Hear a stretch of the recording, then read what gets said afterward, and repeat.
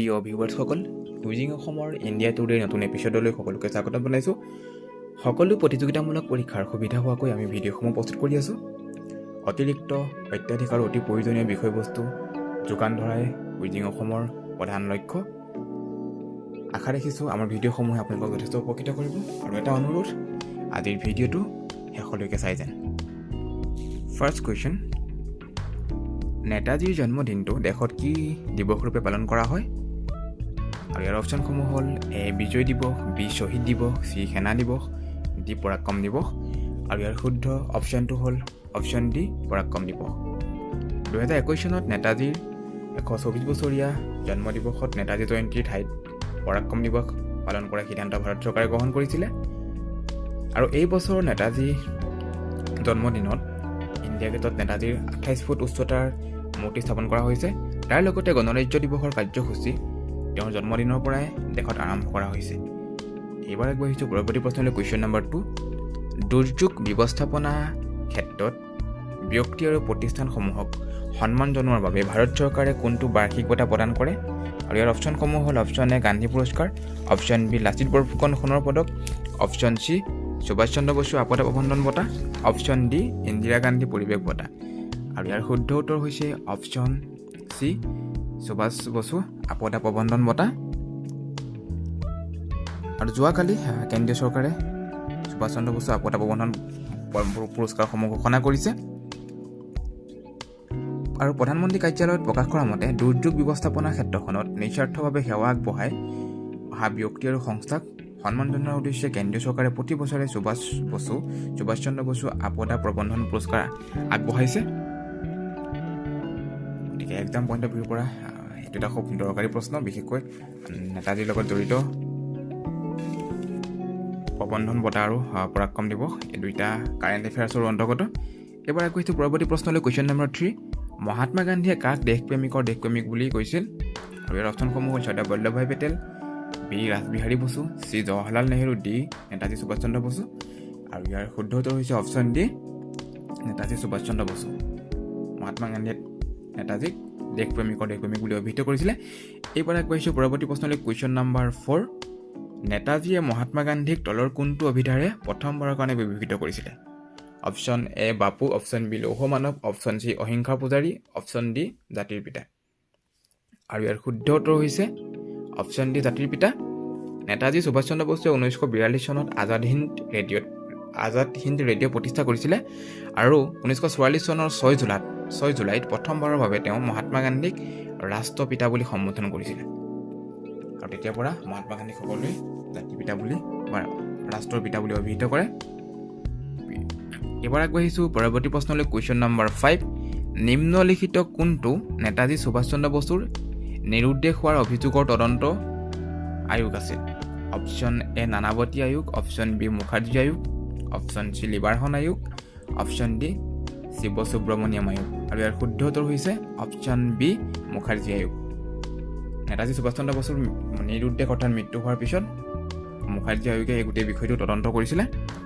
গতিকে exam point of ভিউৰ পৰা এটা খুব দৰকাৰী প্ৰশ্ন। প্ৰিয় ভিউৱাৰ্ছসকল, এইবাৰ সংক্ষিপ্ততে আমি জানি লওঁ আহক নেতাজী সুভাষ চন্দ্ৰ বসুৰ বিষয়ে। বসু জন্ম হৈছিলে 1897 চনৰ 23 জানুৱাৰীত কটকত। বাল্যকালত স্বামী বিবেকানন্দ আৰু যুৱ বয়সত দেশ বন্ধু চিত্তৰঞ্জন দাসৰ আদৰ্শৰ প্ৰতি অনুপ্ৰাণিত হোৱাৰ লগতে গান্ধীজী সংস্পৰ্শলৈ আহি তেওঁ জাতীয় কংগ্ৰেছত যোগদান কৰিছিল। 1921 চনত ভাৰতীয় অসামৰিক সেৱাত মেধাৰ ভিত্তিত 4ৰ্থ স্থান লাভ কৰি তেওঁ নিৰ্বাচিত হৈছিলে। আৰু তেওঁ ব্ৰিটিছ চৰকাৰৰ তলত চাকৰি নকৰাৰ সিদ্ধান্ত লৈছিল। লগতে জালিৱানৱালাবাগৰ হত্যাকাণ্ডই তেওঁক অসামৰিক সেৱাৰ পদবীৰ পৰা ইস্তফা দি স্বদেশলৈ ঘূৰি আহিবলৈ বাধ্য কৰাইছিলে। আৰু এইখিনিতে উল্লেখ কৰিব লাগিব নেতাজীৰ দেউতাক বিখ্যাত উকিল আছিলে। আৰু তেওঁ সেই সময়ৰ কলকাতাৰ এজন বিখ্যাত ধনী ব্যক্তি আছিলে। আৰু তেওঁ কেতিয়াও বিচৰা নাছিলে তেওঁ সন্তানসকলে স্বাধীনতা সংগ্ৰামত অংশগ্ৰহণ কৰক। সেইকাৰণে তেওঁ নেতাজী বসু আৰু তেওঁৰ ককায়েকক বিলাতলৈ পঠিয়াই দিছিলে যাতে তেওঁলোকে এই আন্দোলনটোৰ পৰা আঁতৰি থাকে। কিন্তু দেউতাকৰ সেই মনোকামনা কেতিয়াও পূৰ্ণ হোৱা নাছিলে। 16 জুলাই 1921 চনত ইংলেণ্ডৰ পৰা তেওঁ ঘূৰি আহিছিলে নেতাজী, আৰু মুম্বাইত মহাত্মা গান্ধী প্ৰথমবাৰৰ কাৰণে সাক্ষাৎকাৰ লাভ কৰিছিলে। আৰু এইটো এটা খুব দৰকাৰী কথা, 1921 চনত তেওঁ প্ৰথমবাৰ মহাত্মা গান্ধীক লগ পাইছিল আৰু সেই সময়ত ভাৰতবৰ্ষত অসহযোগ আন্দোলন চলি আছিলে 1921 পৰা 1932 চনলৈকে বসুৱে ভাৰতীয় জাতীয় কংগ্ৰেছৰ এজন সক্ৰিয় সদস্য হৈ স্বাধীনতা সংগ্ৰামত অংশ লৈছিলে আৰু সেইখিনি সময়ত তেওঁ জাতীয় কংগ্ৰেছত অংশগ্ৰহণ কৰিছিলে আৰু তেওঁৰ লগতে সেই সময়ত জৱাহৰলাল নেহৰুৰ প্ৰতিও অনুপ্ৰাণিত হৈছিল 1923 চনত সৰ্বভাৰতীয় যুৱ কংগ্ৰেছৰ সভাপতি নিৰ্বাচিত হৈছিল তেওঁ আৰু সেই সময়তে তেওঁ স্বৰাজ আৰু ফৰৱাৰ্ড নামৰ দুখন কাকত প্ৰকাশ কৰিছিলে আৰু এইটো এটা খুব দৰকাৰী বিষয় নেতাজীয়ে দুখন কাকত সম্পাদনা কৰিছিলে তাৰে এখন হ'ল স্বৰাজ আৰু আনখন হ'ল ফৰৱাৰ্ড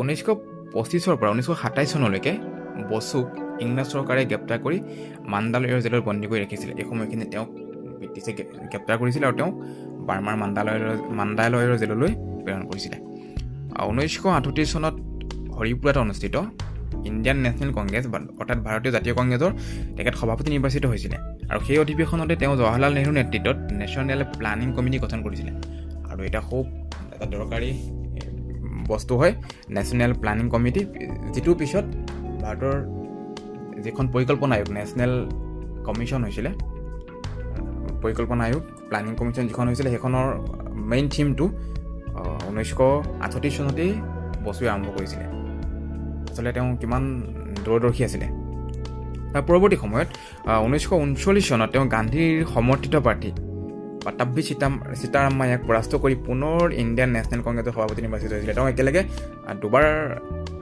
হৈছিলে সভাপতি 1938 আৰু 19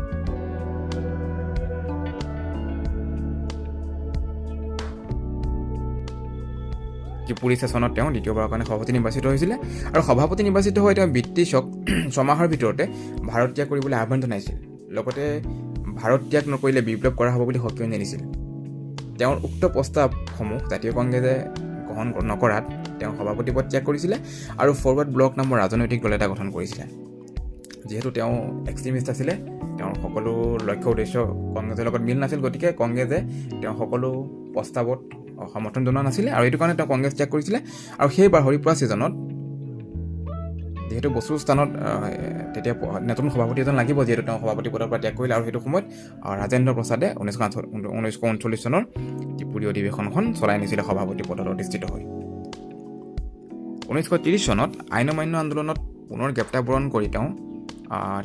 কৰিছিলে আৰু গ্ৰেপ্তাৰবৰণ কৰাৰ পিছত তেওঁ কাৰাবাসৰ পৰা মুক্তিও লাভ কৰিছিলে আৰু তেওঁ সেই সময়তে ইউৰোপলৈ গুচি গৈছিল তাত অধ্যয়নৰত ভাৰতীয় যুৱকসকলক স্বাধীনতা সংগ্ৰামৰ প্ৰতি অনুপ্ৰাণিত কৰিছিলে যিসকল ভাৰতীয় ছাত্ৰ সেইটো সময়ত বিদেশত অধ্যয়ন কৰি আছিলে তেওঁলোকক সুভাষ বসুৱে একত্ৰিত কৰিছিলে আৰু স্বদেশী আন্দোলনৰ প্ৰতি বা আমাৰ দেশত চলি থকা স্বাধীনতা সংগ্ৰামৰ প্ৰতি তেওঁলোকৰ সমৰ্থন আদায় কৰিব বিচাৰিছিলে 1935 চনত তেওঁ লণ্ডনত ইণ্ডিয়ান ষ্ট্ৰাগল নামৰ এখন কিতাপ প্ৰকাশ কৰিছিলে আৰু ব্ৰিটিছ চৰকাৰে ততালৈকে কিতাপখন ভাৰতবৰ্ষত নিষিদ্ধ কৰাৰ লগতে সুভাষ বসুক ভাৰতবৰ্ষত প্ৰৱেশত প্ৰতিবন্ধকতা আৰোপ কৰিছিলে আৰু 1936 চনত বসু ভাৰতলৈ ঘূৰি আহি পুনৰ গ্ৰেপ্তাৰবৰণ কৰে 1938 চনত তেওঁ এবাৰ অসমলৈ আহিছিলে যিহেতু সেই সময়ত ছাৰ সৈয়দ মহম্মদ ছাদুল্লাৰ যিখন মন্ত্ৰীসভা আছিলে মন্ত্ৰীসভাখন পতন হৈছিল আৰু তাৰপিছত বৰদলৈ মন্ত্ৰীসভা গঠন কৰিবলৈ নেতাজী সুভাষ চন্দ্ৰ বসু অসমলৈ আহিছিলে তেওঁ কেইবাবাৰো অসমলৈ আহিছিলে কিন্তু এই 1938ত অসমলৈ অহাটো মানে একদম পইণ্ট অফ ভিউৰ পৰা খুব দৰকাৰী হয়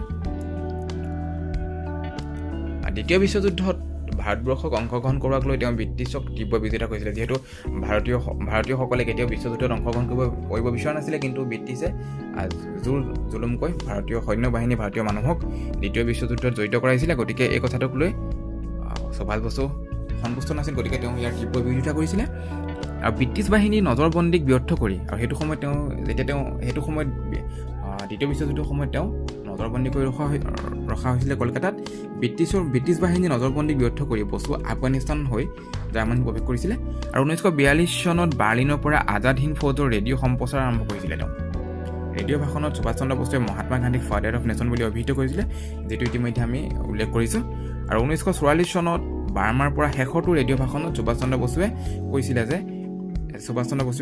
কস্তুৰবা গান্ধীক সন্মানাৰ্থে কৈছিলে এ মাৰ্ডাৰ টু ইণ্ডিয়ান পিপল অৰ্থাৎ তেওঁ সকলো ভাৰতীয় জননী বুলি অভিহিত কৰিছিলে যিহেতু সেইটো সময়ত কস্তুৰবা গান্ধীৰ মৃত্যু হৈছিলে গতিকে কস্তুৰবা গান্ধীৰ মৃত্যু হোৱা খবৰটো তেওঁ পাই তেওঁ দুখ প্ৰকাশ কৰিছিলে আৰু তেওঁক কস্তুৰবা গান্ধীক এ মাৰ্ডাৰ টু ইণ্ডিয়ান পিপল বুলি অভিহিত কৰিছিলে জাৰ্মানী থকা সময়খিনিত ভাৰতক ব্ৰিটিছ মুক্ত কৰাৰ অভিপ্ৰায়েৰে তেওঁ জাৰ্মানীৰ শাসক হিটলাৰৰ সৈতে সাক্ষাৎকাৰ লাভ কৰিছিলে, যিহেতু এই সময়ত হিটলাৰ দ্বিতীয় বিশ্বযুদ্ধৰ সময়ত জাৰ্মানীৰ শাসক আছিলে আৰু নেতাজী সুভাষ চন্দ্ৰ বসুৱে ভাৰতৰ পৰা ব্ৰিটিছক খেদিবৰ কাৰণে তেওঁ এই বিষয়টো লৈ তেওঁ হিটলাৰৰ সৈতে সাক্ষাৎ লাভ কৰিছিলে।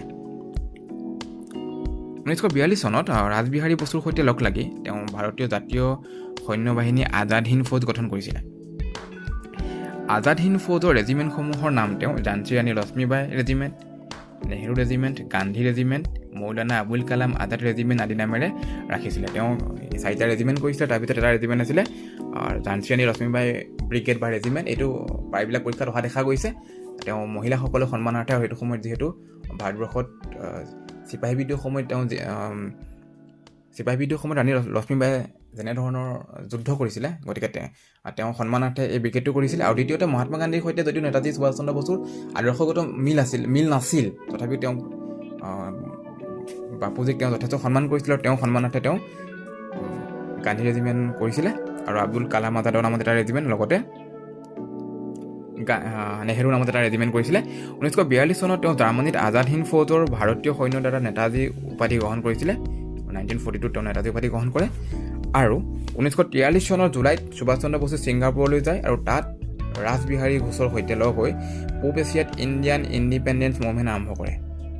আৰু 1943 চনৰ 21 অক্টোবৰত বসুৱে ছিংগাপুৰত ভাৰতীয় ইণ্ডিপেণ্ডেন্স লীগৰ নেতৃত্ব গ্ৰহণ কৰে আৰু ছিংগাপুৰত স্বাধীন ভাৰতৰ অস্থায়ী চৰকাৰ গঠন কৰে। এইখিনি সময়তে তেওঁ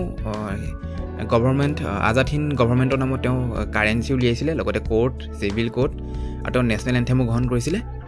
আৰু আজাদ হিন্দ ফৌজৰ তেওঁ ইণ্ডিয়ান নেশ্যনেল আৰ্মিৰ এটা মটো এটা তেওঁ গ্ৰহণ কৰিছিলে, ইউনিটি, ফেইথ এণ্ড ছেক্ৰিফাইচ বুলি।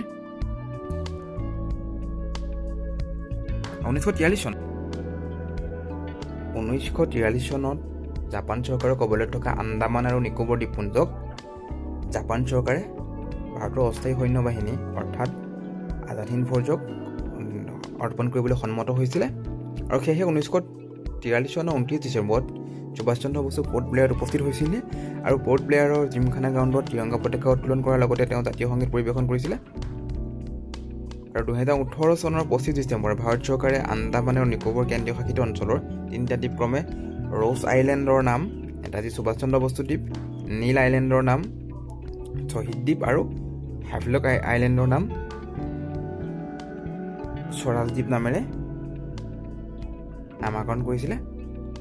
আৰু এইখিনিতে উল্লেখ কৰিব লাগিব 1944 চনৰ 14 এপ্ৰিলত বসুৰ নেতৃত্বৰ জাতীয় সৈন্য বাহিনীয়ে ভাৰতৰ মাটিত প্ৰথমবাৰৰ বাবে তিৰংগা উৰুৱাইছিলে মণিপুৰৰ মৈৰাং নামে ঠাইত। কৰ্ণেল শৌকত মালিকৰ নেতৃত্বত আজাদ হিন্দ ফৌজে মণিপুৰৰ মৈৰাং স্বাধীন কৰি ৰাষ্ট্ৰীয় পতাকা উত্তোলন কৰে আৰু নেতাজীয়ে মাহজোৰা পদযাত্ৰা এই মৈৰাঙৰ পৰা আৰম্ভ কৰিছিলে আৰু ইয়াৰ পৰা তেওঁ আৰম্ভ কৰিছিলে দিল্লী চলো অভিযান। আৰু 21 অক্টোবৰত ভাৰতবৰ্ষত পালন কৰা হয় আজাদ হিন্দ ফৌজ দিৱস। আজাদ হিন্দ চৰকাৰ গঠনৰ বাৰ্ষিকী উপলক্ষে প্ৰতি বছৰে 21 অক্টোবৰত এই দিৱস উদযাপন কৰা হয়। এই দিনটোতে 1943 চনত আজাদ হিন্দৰ ভাৰতৰ প্ৰথম স্বতন্ত্ৰ অস্থায়ী চৰকাৰ গঠনৰ কথা ঘোষণা কৰা হৈছিলে। আৰু 1945 চনৰ 18 আগষ্টত ছোভিয়েট ৰাছিয়াৰ পৰা সমৰ্থন বিচাৰি যোৱা এক বিমান যাত্ৰাত টাইৱানৰ পৰা মাঞ্চুৰিয়া অভিমুখে গৈ থকা অৱস্থাত নেতাজী সুভাষ চন্দ্ৰৰ মৃত্যু হোৱা বুলি কোৱা হয়। আৰু কৃতজ্ঞ ৰাষ্ট্ৰই 1992 চনত সুভাষ চন্দ্ৰ বসুলৈ ভাৰত ৰত্ন সন্মান আগবঢ়াইছিলে। আৰু ভাৰত ৰত্ন সন্মান আগবঢ়োৱাক লৈ সেই সময়ত দেশত যথেষ্ট বিতৰ্কৰ সূচনা হৈছিলে। গতিকে প্ৰিয় ভিউৱাৰ্ছসকল, আজি ভিডিঅ'টোত সুভাষ চন্দ্ৰ বসুৰ বিষয়ে তেওঁৰ জীৱনী, তেওঁ অৱদানসমূহ আৰু স্বাধীনতা সংগ্ৰামত তেওঁ কেনেধৰণৰ কি কাৰ্যক্ৰম হাতত লৈছিলে গোটেই কথাখিনি আমি সামৰি ল'বলৈ চেষ্টা কৰিম। নতুন ইনফৰ্মেশ্যন পাবলৈ সক্ষম হৈছে। গতিকে চাই থাকিব আপোনালোকে কুইজিং অসম। ভিডিঅ'টো কেনে পালে জনাবলৈ নাপাহৰিব। লগতে চেনেলটো ছাবস্ক্ৰাইব কৰিব, যিসকলে এতিয়াও কৰা নাই লাইক কৰিব আৰু ভিডিঅ'টো শ্বেয়াৰ কৰিব। গতিকে পুনৰ লগ পাম অন্য এটা ভিডিঅ'ত নতুন বিষয়বস্তুৰে। তেতিয়াহ'লে আজিলৈ আহোঁ। জয় হিন্দ।